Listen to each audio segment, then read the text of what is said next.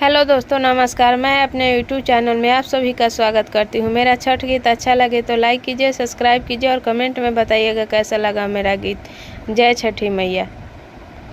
छठी माई दुआरे हरियर बांसवा बांसवा केहू ना काटाय, बांसवा केहू ना काटाय। बांसवा काटावेला न मोरो स्वामी जी, ओही के दौरा बिनाय, ओही के दौरा बिनाय।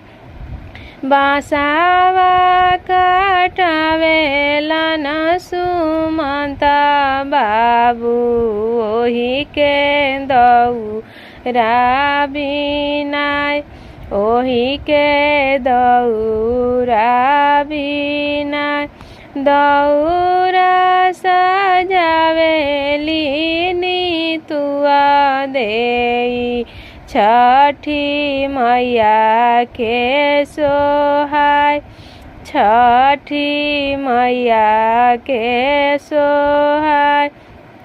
आगे आगे जाला दौरावा, पीछे नेटुआ के नाच, पीछे नेटुआ के नाच।